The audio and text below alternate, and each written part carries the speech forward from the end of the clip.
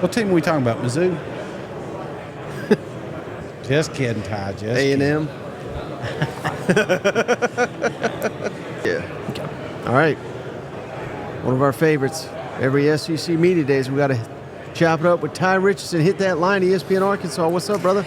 Brother Mike, Brother Shane, it's good to see you guys. I know that I was ecstatic to see you this week, but I think y'all's biggest fan, my brother's going to be more ecstatic. I know that he's going to try and stop by on Thursday to see you guys out. I was going to say he stopped by Radio Row, but this is, and for obvious reasons because of this weekend, this is probably the most security that we've ever had. Usually they say you have to wear a credential, but even Nick Saban got caught. I know. Isn't that wild, Shane? Of all people. That seems like a little too much, right? Well, I mean, welcome to the media. Coach, yeah, welcome to the media where no one actually cares. Like you have to follow the rules like the rest of us. But yeah, that was of all the things that happened today, that was probably the craziest. I think that it was a non-coach or commissioner saying it was a former coach, the best coach of all time.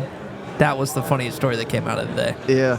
Well, here's what I wanted to ask you, Ty. Who are you going to piss off this week? Because sometimes it's A&M, sometimes it's Missouri. Who do you got your sights set on this year? Well, Missouri's going to win 10-plus football games this fall, 10 or maybe 11, so I can't really tick them off, and they'll probably, unfortunately, beat Arkansas at the tail end of the season on their way to maybe an SEC championship. A&M, Elko, I mean, it's the last game in Jerry World. Arkansas has won that game one time since they joined the SEC.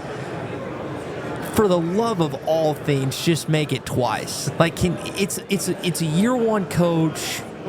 It's in Jerry's house. Just find a way to win that game, but they'll probably blow it, and then I'll want to jump out of Jerry's box. Oh my God! So I can't really get mad. There's like last year, you felt like this positivity flowing from Arkansas football. I think they were picked third by the media in the West. And you're like, I mean, you guys were as high in KJ as anyone. Yeah. And then the season progressed, and we saw what became of 2023.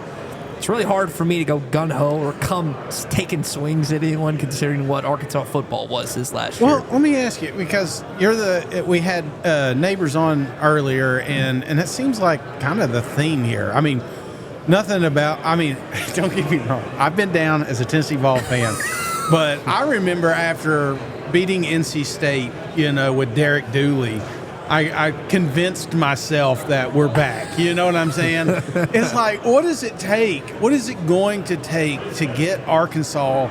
I know they're pumped up about the basketball coach, and it's been a terrible, terrible sports season. I get it.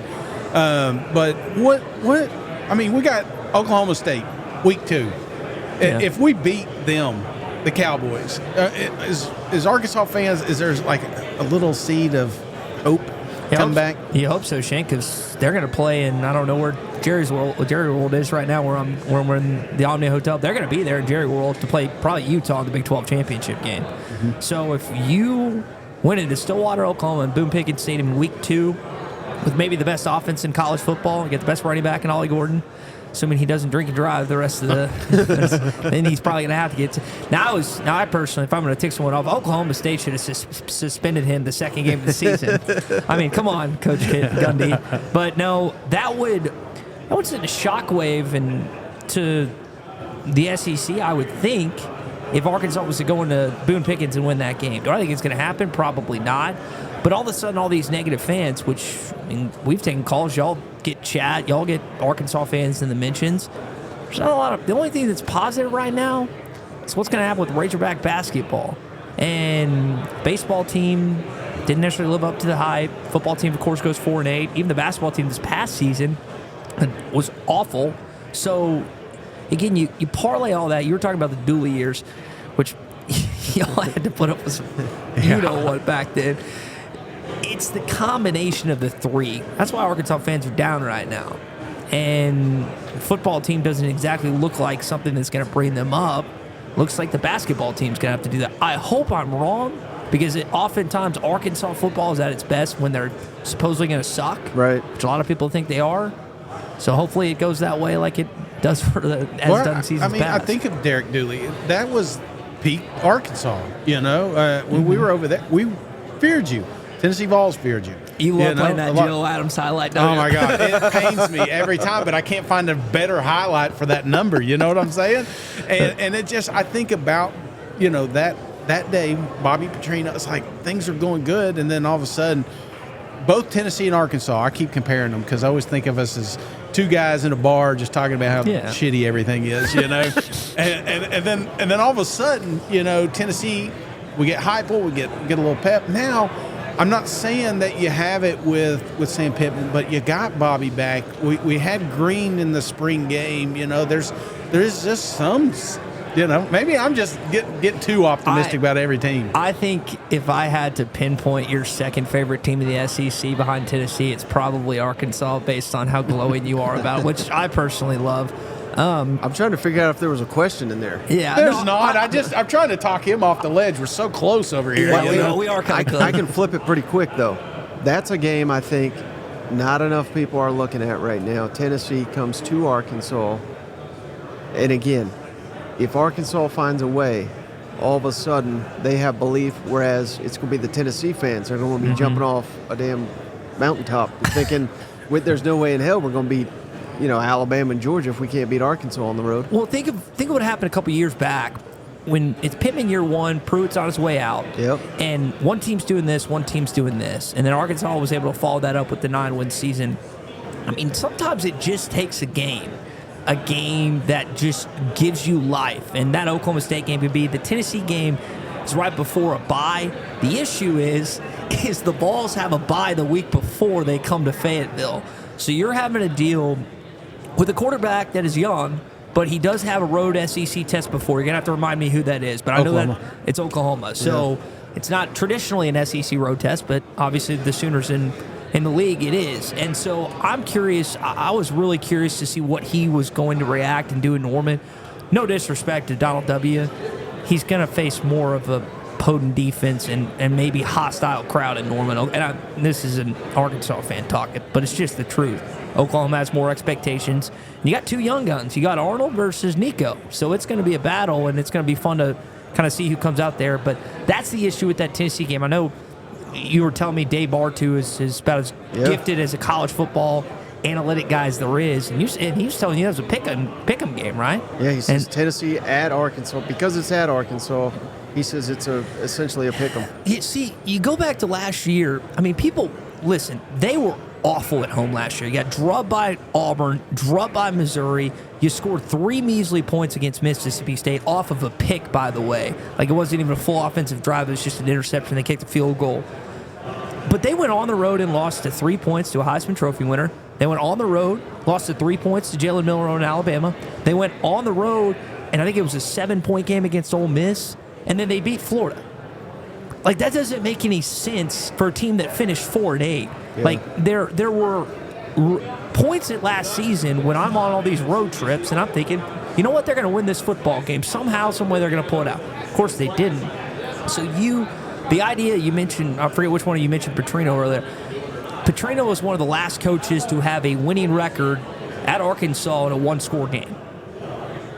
You are hoping, more praying actually, that he can be a difference enough in these little in-game situations, advice here and there, just a play here and there, that changes the tide. Because goodness gracious, they did not catch a break last year outside of Gainesville. Yeah, you speak of analytics. I don't remember if you saw this or not. I'm sure you remember the game, but the BYU loss, I remember the analytics people were putting it out. I can't remember if it was just that week or all season, but it was essentially the most one team had dominated the football game, but actually lost it. It was Arkansas, BYU. So, I mean, I'm not trying to add injury to insult here, but where are you going, Mike? Where are you going? What I really wanted to ask you, you alluded to, we're here in Dallas, Texas. Is this the rivalry that Arkansas fans have been waiting for? Because we don't, they tried to manufacture the Mizzou thing. Yeah. That never really took off. Is this going to be the year? They whooped Texas ass last time they came down to Fayetteville, and if they get them at home this year, I mean, they're going to be a massive underdog. But if they can somehow pull that off, is that the one the fans want the most? Yeah, it's no question. They're going to play. Arkansas is going to have to play the spoiler role in that game. At that point of the season, you're not contending for the SEC championship by any stretch of the imagination, but the team in burnt orange is, and y'all's team is at the beginning of October. So if you're going to relish a role, it has to be that role, right? And I hope it's more than that. I hope it's a substantial bowl game, 7-8 wins. I don't think it's going to happen. I hope I'm wrong. But again, what 2021 was so many young little tykes, Arkansas fans that heard Grandpa Joe, them Texas Longhorns are the worst people on the planet, blah, blah, blah. And he's heard it all his life. Then he or she experienced that win firsthand as the son or grandson. Now you get to play these guys regularly in football, basketball, and baseball. And there has been like a not a starvation, but like LSU's been big, Ole Miss has been big. Missouri, Drinkowitz has almost single-handedly kept that rivalry alive. But the thing about these games is there's got to be some back and forth. Now, Texas has won the majority of the games, including 1969, the game of the century. But you have to beat them in order for it to mean something for both parties. It's always going to mean more for Arkansas, just like the LSU game. But if they overlook you, take advantage of it. And they will overlook Arkansas on November the 16th, but they might just have too much talent, and Arkansas, again, might be in a situation where Sam is not in a good place. I hope that's not the case. I hope that team is fired up as they were in 2021. I remember you called it that summer. You said Texas is going to walk into a buzzsaw. They did. But now they've got SEC offensive and defensive linemen. They're more prepared. We'll just see if they can grind week in, week out. And Quinn Ewers hasn't stayed healthy the majority of his college career. Will Arch Manning be the one that's playing in Fayetteville on November the 16th? That's something else you got to monitor. We've been trying to get many people to say it. You're the first to go there. We appreciate it. Well, it's just track record, right? Yeah. And like some guys just can't stay healthy. I'm open about it. I think Ewers is the best quarterback in the league. Over Beck, I know you're high on Brady Cook, Mike, and deservedly so. He's got Luther Burden to throw the ball to, which helps. Right. But I think Ewers, even losing Worthy, and I mean, I think they had 10 or 11 draft picks last year that went on. I think he's the best QB in the league. And I could be completely wrong about that, but what I saw that kid do in Alabama and Tuscaloosa last year, a place that Arkansas never won when Nick Saban was head football coach, I was thoroughly impressed. And I think that he's going to have success as long as he stays healthy in year one of the SEC. Do you think a nice little rivalry could be developed between Arkansas and Oklahoma? Because I could be mistaken. You would know better than I, but I believe Fayetteville to Norman is the closest distance Arkansas will have to any SEC campus. You're exactly right. And like you think about like Tennessee to Lexington, it's that type. It's like Knoxville to Lexington kind of distance, and bordering states. I mean, there's been some consequential games for Arkansas and Oklahoma. Most notable for Arkansas fans is the 78 Orange Bowl, which ties into this week because the late Monty Kiffin was Arkansas's defensive coordinator when they just wrecked Oklahoma. I think it was 30 or 31-6. And so you haven't played them regularly. You've got a rich tradition of old history for Arkansas, and then Oklahoma has the old tradition with Switzer in them, and then the new tradition with Stoops, and we'll see what Venables is able to accomplish his first year in the league. And yeah, I think it has of any game that Arkansas plays in, it has the most room to blossom, because anytime you're within 3 hours of another big-time college campus, it's a big deal. And going to Gaylord Memorial Stadium will be fun for Arkansas fans. They might get run out of the place, but it's so close that you got to take the trip. Man, it's just so much negativity from Arkansas people. Come on, man. Well, you can come in here and dominate. Yeah. Here's what I'm hoping for. Again, go back to what I said earlier. Anytime Arkansas fans and media, a lot of times, don't give this team credit, it's like the Houston update. Like, think about 2006, right? Darren McFadden's in his sophomore year, as is Felix Jones. No one's picking Arkansas to go to the SEC championship.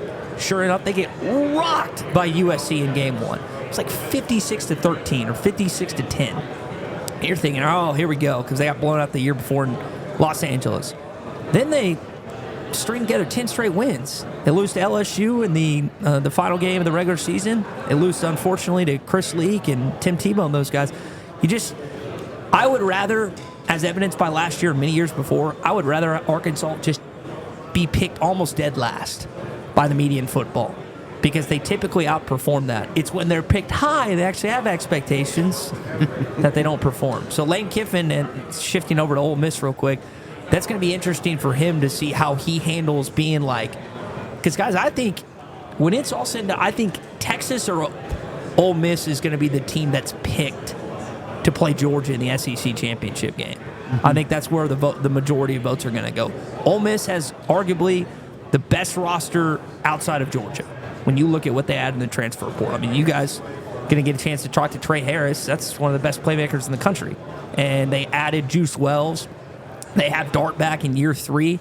I mean, it's going to hinge a lot on the shoulders of Jackson Dart to see if he's his highs or his lows. He's just got to be up here for them to get to that point. Yeah.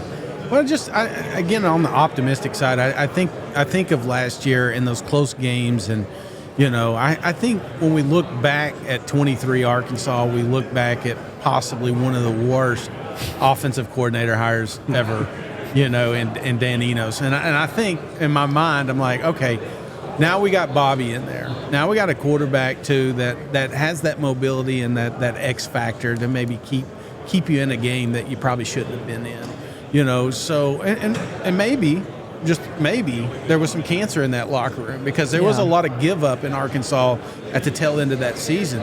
Things would be different if they ended the season 7-5, maybe 8-5 if they go, to a bowl game. I don't think it's far off, but I think when I think Sam Pittman, and when he came in and kind of took the world over, it was because he made some great coordinator hires. So do you think that maybe we just chalk up last year as a bad get and maybe this is some sort of a rebound?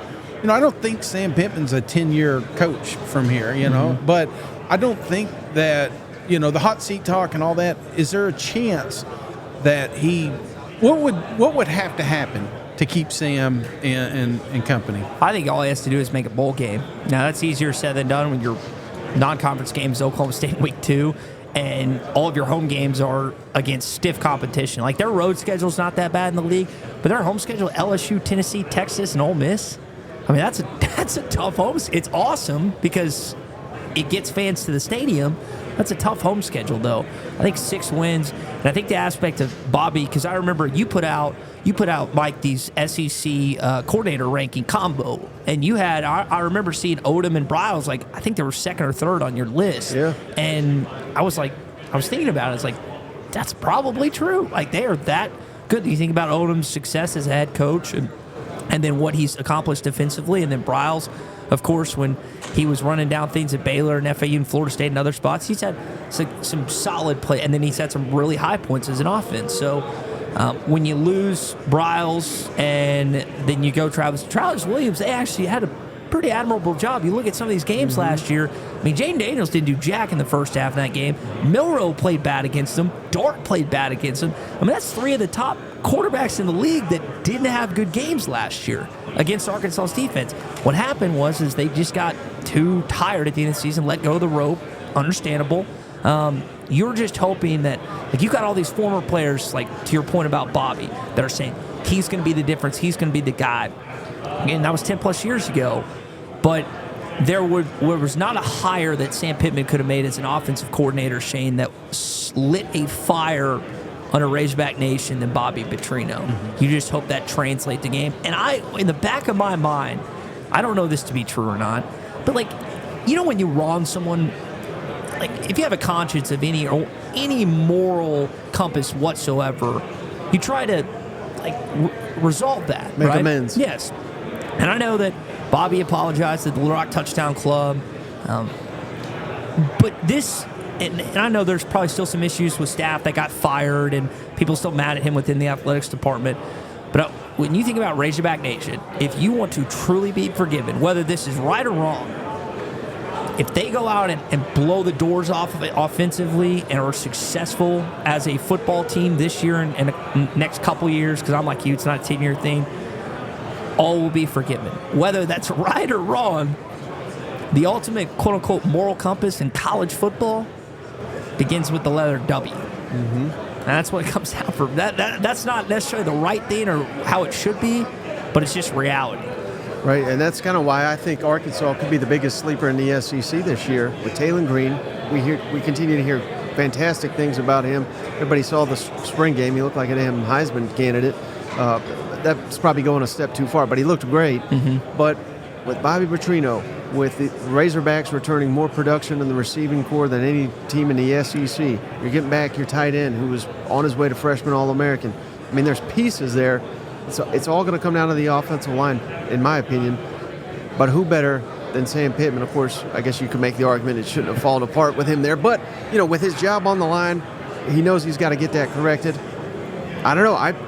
These are the things that I point to why I think Arkansas can surprise a bunch of people this year. And I think with Taylor Green, the get off the bus guys that you occasionally see, like Amari Thomas, Tennessee get off the bus guy, like you're just seeing, it's like, golly, I would not want to line up against that guy.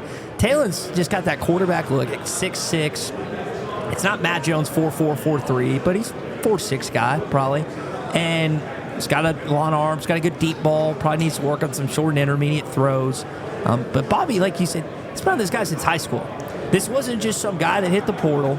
It's like, I like his tape a little bit. I mean, when you have a relationship that dates back to when this kid's in high school, that means that, I mean, he sought him out at Missouri State, ended up at Boise State. Then as soon as he did the portal, he sought him out. And our conversation with Taylor, it seemed like a pretty cut and dry decision where he was going to go. Which I think lends to an idea that he trusts and respects Petrino. Now he's not always going to like him, right? Like, y'all probably squabble from time to time, but I think that he has the company's best interest, and I know my boss, Tommy, has the best interest. So even if there's an argument or whatever, you get past that. And if there is symmetry, if there's a connection between those two, like he had with Ryan Mallett, the late Ryan Mallett, and our former coworker Tyler Wilson, then offensively they're going to be fine. Because that freshman All-American and the pass catchers. Defensively, though, Travis Williams he's a linebacker at heart. He might not have Can any he line up? Can he play? Yeah. I mean, Phil Steele ranked Arkansas's linebacker corps the worst at Power 5. Oh, my gosh. Not the worst in the SEC, but the worst in Power 5. I mean, you got a kid here and there out of the portal, but you lost Chris Paul, who, by the way, Lane Kiffin talked about today and was like, man, that's a big ad for us. no shit, he's a good football player. And then you lose Jaheim Thomas. He goes back to play his former coach, and Luke Fickell up in Wisconsin. Those are arguably your two best linebackers last year. So we know how important that position is. I can name about 10 Alabama and LSU linebackers that played in college in the NFL. And Perkins was here today, so that's the issue. That's the worrisome part. To your point, when they're underutilized or disrespected, worst in Power 5, it doesn't get more disrespect than that. Maybe Arkansas's linebackers are going to be amazing this year. Yeah. I just remember when I heard that, I was like, man, that's and we had Phil on, and Phil was he said some positive things, and he mentioned, kind of like you are, Arkansas is going to be in some games this year. I mean, you know how it goes sometimes in college football. You flip a coin. I mean, 2 years ago, did you think that Tennessee was going to beat Alabama by a blocked field goal to win? No. I mean, how many times as a Tennessee Volunteers fan did you think once that field goal was blocked that the game was going to go to overtime and Alabama was going to pull it out because Bryce Young was the best quarterback in college football? And then instead, sometimes things just go your way. The thing goes in, Hendon Hooker and the fellas are going nuts. It's one of the greatest endings to a college football game I've ever seen. And I just hope that Arkansas has somewhat of a sliver of that this year. Just give us something. Give us a Texas to get the 6 wins. Give this fan base something to sink their teeth into, and as y'all said, not be so negative. I mean, we talk about with Arkansas, it seems like it comes up because there's a lot of teams that are on your schedule that are going to be one of those bubble 12. Yeah. And we talk about potential trap games. And one of the things I love about Arkansas is a lot of those, probably the toughest games on your schedule are at home. So I want you to pick one. Oh, gosh. All right. Tennessee, LSU, Ole Miss, and Texas. Which upset do they pull off here? I think LSU. It's coming off a bye. They get them at night. I know that, Kelly said some glowing things about Nussmeier, and I'll give that kid credit. There ain't a lot of kids that are at one college in 2021 and they're at that same college in 2024, especially not playing. Right. Had a decent, I think it was. At quarterback. Yeah, at quarterback especially, Shane. So all that, again, giving him credit. But you lose on that football team the best quarterback in the country, 2 All-American type wide receivers, and you had the worst defense. That was worse than, like, as bad as Arkansas was, offensive line was, LSU's defense might have been worse, which I never would have thought I would have said about an LSU Tiger football team. So I think that's the game with Arkansas, assuming, again, they're not like 1-5 or 2-4 at that, which I hope, I mean, it could happen. I think coming off a bye, the LSU at night, too, by the way, that game was announced to be at night. That's the game I'm circling. But I just hope y'all come to Fayetteville for the Tennessee-Arkansas game. I mean, I'm not going to say that I would rather y'all be there and Tennessee win. That would be the only way y'all get there. But that's the game I'm circling on my calendar. Awesome. Well, Tye, really appreciate your time. Before you go, can you tell the audience how can they follow you? How can they find your work? Yeah, thanks, Mike. Just ESPN Arkansas, hitthatline.com. We have an app, Hit That Line Now. All of our content. We've got 3 local shows on as well. At Tye Sports Radio. I don't tweet as much as I used to. Probably need to get back at that. That may be a on good X. thing. So it's probably better, especially post games and after games. When what are you doing? Just Facebook now? man, social. I need to get back into social media, I guess. So the real question is, have y'all? It's 3:00. Have y'all played it? Is there an NCAA set up around? We saw there's someone over there, but they actually tried to load the game, and they said it couldn't. Once it gets a kickoff, it freezes. Oh, so I think there's a bug in it. Okay, not good. Good job, EA. I mean, why not? Sell a lemon to us. We'll buy it.